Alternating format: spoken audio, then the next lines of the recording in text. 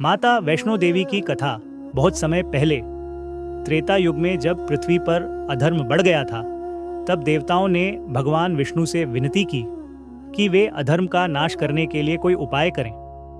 भगवान विष्णु ने कहा कि इस बार वे स्वयं नहीं आएंगे, बल्कि उनकी शक्ति का एक अंश पृथ्वी पर जन्म लेगा, जो धर्म की स्थापना करेगी और भक्तों की रक्षा करेगी। माता वैष्णो देवी का जन्म दक्षिण भारत के एक गांव में हुआ था। उनके माता पिता ने बहुत समय तक संतान के लिए तपस्या की थी। अंततः माता भगवती ने उनके घर एक कन्या के रूप में जन्म लिया। उस कन्या का नाम त्रिकुटा रखा गया। बचपन से ही वे बहुत तेजस्वी और भक्तिमयी थी। वे भगवान विष्णु की उपासना में लीन रहती थी। जब वे लगभग 9 वर्ष की हुई तो उन्होंने समुद्र किनारे बैठकर भगवान विष्णु की घोर तपस्या शुरू कर दी। उनकी अद्भुत शक्ति और भक्ति देखकर देवताओं ने उन्हें वैष्णवी नाम दिया, क्योंकि वे विष्णु की शक्ति थीं। तभी से वे माता वैष्णो देवी कहलाने लगीं। त्रेता युग में जब भगवान श्री राम रावण का वध करने जा रहे थे, तब वे त्रिकुटा पर्वत के समीप पहुंचे। माता वैष्णो ने भगवान श्री राम से मिलकर कहा कि वे उनसे विवाह करना चाहती हैं। भगवान राम ने कहा, मैं इस जन्म में सीता से विवाह कर चुका हूं। कलयुग में विष्णु के कल की अवतार के रूप में जब आऊंगा, तब तुम मेरी पत्नी बनोगी।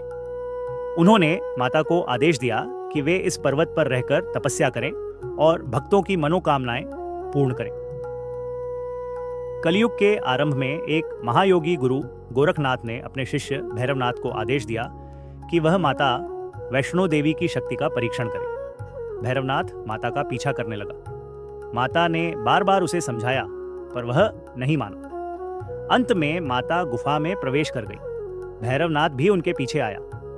जब वह बहुत आगे बढ़ गया, तब माता ने अपना रूप बदलकर चंडी का रूप धारण किया और भैरवनाथ का सिर त्रिकुटा पर्वत के ऊपर काट दिया। उसका सिर भैरव घाटी में जाकर गिरा। भैरवनाथ ने अपने पापों के लिए क्षमा मांगी। माता ने कहा, तू मोक्ष प्राप्त करेगा।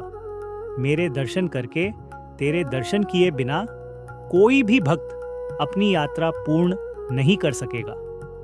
तभी से माता की यात्रा भैरव बाबा के दर्शन से ही पूरी मानी जाती है। माता वैष्णो देवी की गुफा त्रिकुटा पर्वत, कटरा, जम्मू में स्थित है। यहाँ माता के 3 पिंड रूप हैं।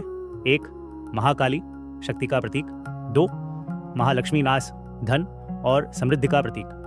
3 महासरस्वती, ज्ञान और बुद्धि का प्रतीक। ये तीनों पिंडियां एक ही चट्टान में प्रकट हैं। यहाँ हर वर्ष लाखों श्रद्धालु माता के दर्शन करने आते हैं।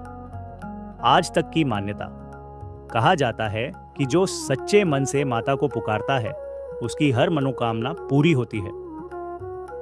माता वैष्णो देवी आज भी अपने भक्तों की रक्षा करती हैं और उनके जीवन में सुख, शांति और समृद्धि का आशीर्वाद देती है।